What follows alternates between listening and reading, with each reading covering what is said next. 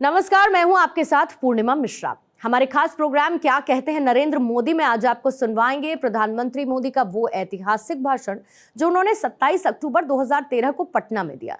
अपने भाषण में मोदी जी ने कहा कि बिहार एक ऐसी धरती है जिसने हमें भगवान बुद्ध दिए, भगवान महावीर दिए और गुरु गोविंद सिंह जी को भी दिया।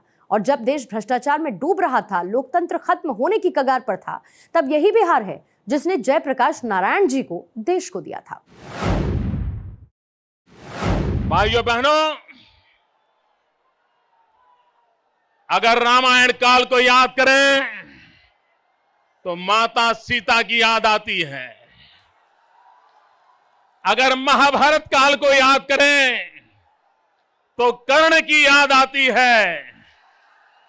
अगर गुप्त वंश की याद करें तो चंद्रगुप्त की राजनीति हमें प्रेरणा देती है।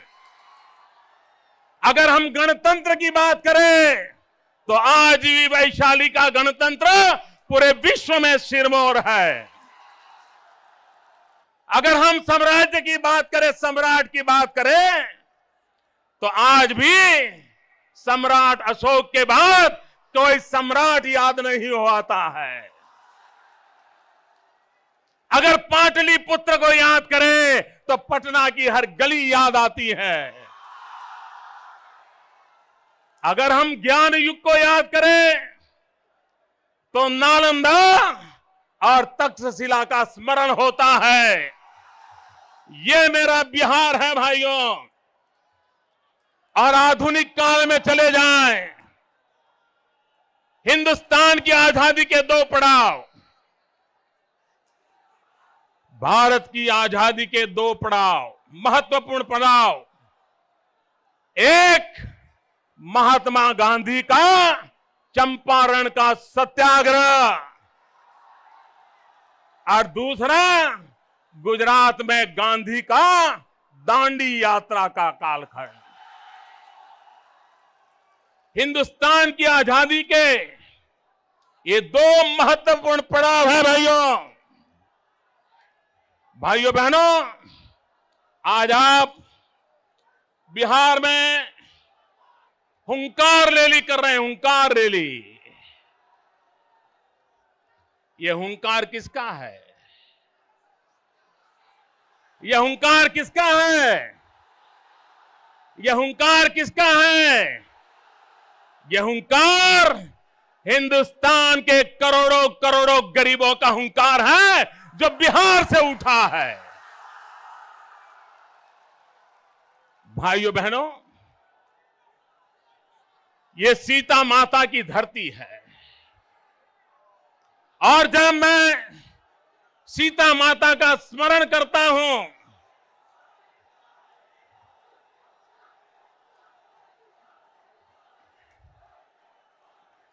जब सीता माता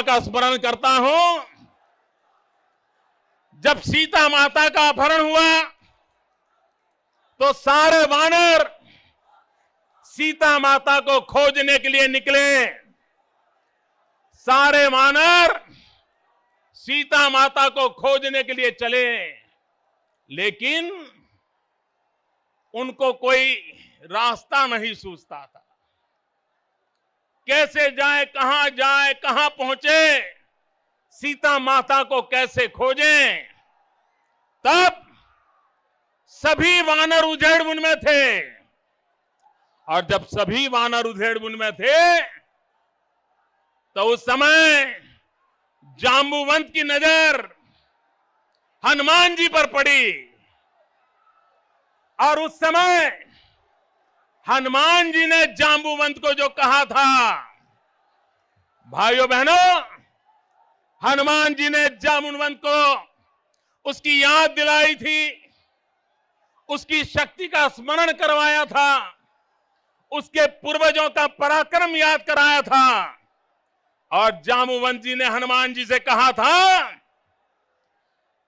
पवन तनय बल पवन समाना, पवन तनय बल पवन समाया, का चुप साधी रहो बलवाना। का चुप साधी रहो बलवाना। भाइयों बहनों, ये हुंकार रैली पूरे देश को कह रही है, का चुप साधी रहो बलवाना। मेरे देशवासियों, मेरे साथ बोलोगे? मेरे साथ बोलोगे? मैं बोलूंगा तो आपको कहना है, हुंकार भरो, हुंकार भरो। बोलोगे? मैं बोल रहा हूं, का चुप साधी रहो बलवाना। का चुप रहो साधी बलवाना। का चुप साधी रहो बलवाना। भाइयों बहनों, देश हुंकार करना चाहता है और देश को प्रेरणा देने का काम बिहार की धरती से हो रहा है। भाइयों बहनों, यह बिहार की विशेषता है। हिंदुस्तान को जब जब जिन जिन बातों की जरूरत पड़ी, बिहार ने उसे पूरा किया है। जब वक्त था देश को भगवान बुद्ध की जरूरत थी, बिहार ने भगवान बुद्ध दिए। जब देश को जरूरत थी भगवान महावीर की, बिहार ने भगवान महावीर दिए। और जब देश को जरूरत थी, तब यही पटना की धरती है जिसने 10वें गुरु गोविंद सिंह जी को दिया। 1.25 लाख से एक लड़ाऊं, तब गुरु गोविंद सिंह नाम कहलाऊं। ये धरती है ये। और जब देश भ्रष्टाचार में डूब रहा था, लोकतंत्र खत्म होने की कगार पर था, तब यही बिहार है जिसने जयप्रकाश नारायण को देश को दिया था। भाइयों बहनों, मैं उन भाग्यशाली लोगों में नहीं हूं जिसे जयप्रकाश नारायण की उंगली पकड़ के चलने का सौभाग्य मिला था, लेकिन मैं उन भाग्यशाली लोगों में हूं जिसे जयप्रकाश नारायण के चरणों में बैठ करके लोकतंत्र के शुचिता के पाठ पढ़ने का सौभाग्य मिला था। भाइयों बहनों, यहां पर हमारे मित्र मुख्यमंत्री है।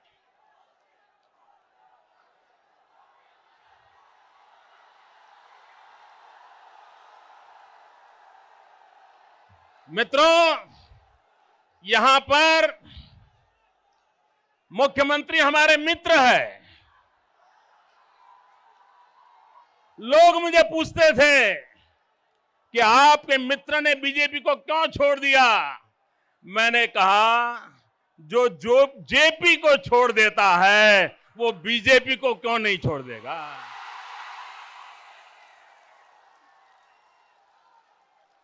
अरे राम मनोहर लोहिया जी, जो जीवन भर हिंदुस्तान को कांग्रेस से मुक्त कराने के लिए जीवन भर लड़ते रहे थे, जीवन भर जूझते रहे थे, और जो अपने आप को लोहिया के चेले समझते हैं, उन्होंने लोहिया की पीठ में खंजर भोंका है और कांग्रेस के साथ आंख मिचौली का खेल खेल रहे हैं। मित्रों, उनके चेले चपाटे उनको माफ करे या न करे, लेकिन लोहिया जी की आत्मा, जयप्रकाश जी की आत्मा उनके इन कारनामों को कभी माफ नहीं करेगी, कभी माफ नहीं करेगी। भाइयों बहनों, 2006-07 की घटना है।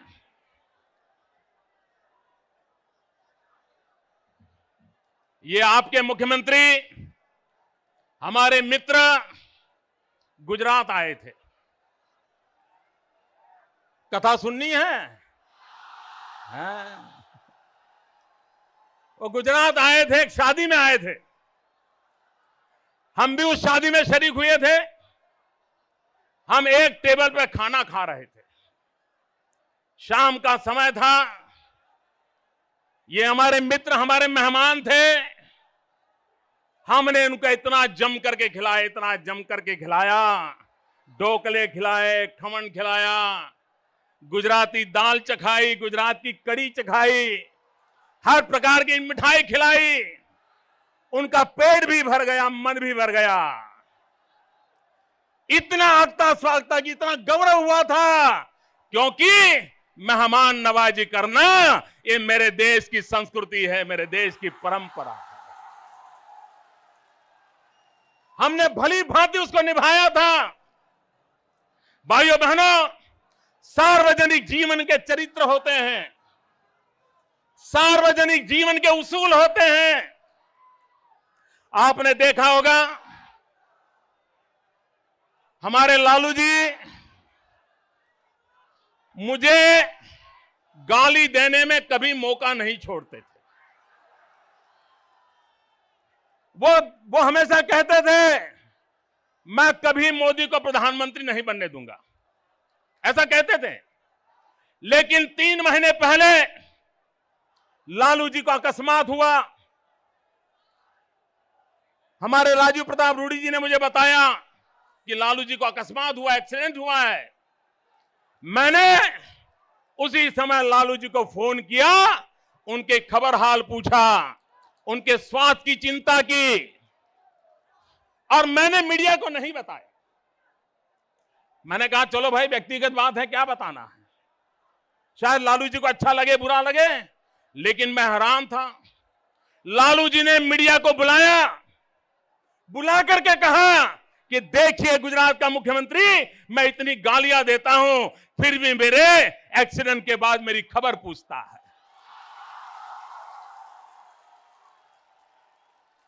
तो मैंने कहा लालू जी से, लालू जी, यदुवंश के राजा श्री कृष्ण भगवान हमारी गुजरात की द्वारिका नागरे में आकर के बसे थे। अरे यदुवंश के साथ तो हमारा रिश्ता है, हमारा नाता है। अगर आपको कुछ हो जाए तो गुजरात द्वारिका की धरती है, हमें आपके प्रति प्रेम जगना बहुत स्वाभाविक है। भाइयों बहनों, और मैं यदुवंश से जुड़े हुए सभी भाइयों बहनों को कहना चाहता हूं, चाहे उत्तर प्रदेश हो, बिहार हो, ये श्री कृष्ण भगवान के वंशजों को कहना चाहता हूं, मैं गुजरात में द्वारिका नगरी से आशीर्वाद लेकर के आया हूं। आपकी चिंता करने का जिम्मा मैं लेता हूं। श्री कृष्ण भगवान जिस काम को करके गए हैं, उसको हम सब मिलकर के आगे बढ़ाना है, और उस काम को करने का संकल्प लेकर के हमें जाना है। भाइयों बहनों, कभी कभी साल में 2 बार हमारे यहां मुख्यमंत्रियों की मीटिंग हुआ करती है। प्रधानमंत्री जी उस मीटिंग को बुलाते हैं, और प्रधानमंत्री जी मीटिंग बुलाते हैं तो दोपहर को लंच भी प्रधानमंत्री की तरफ से होता है, और प्रधानमंत्री के टेबल पर 5-6 मुख्यमंत्रियों को खाने के लिए बैठना होता है। तो एक बार ऐसा हुआ, 1 साल पहले की बात है, प्रधानमंत्री की टेबल पर हम और हमारे बिहार के मित्र मुख्यमंत्री दोनों एक ही टेबल पे भोजन पे आ गए। भोजन परोसा जा रहा था, लेकिन वो खाना खा नहीं रहे थे, इधर उधर देख रहे थे, चारों तरफ देख रहे थे। मैं प्रधानमंत्री के सामने देखूं, उनके सामने देखूं, मैं परेशान था कि भाई बात क्या है। फिर मुझे समझ में आया। मैंने मेरे मित्र को कहा, अरे भाई चिंता मत करो, कोई कैमरे वाला नहीं है, खा लो।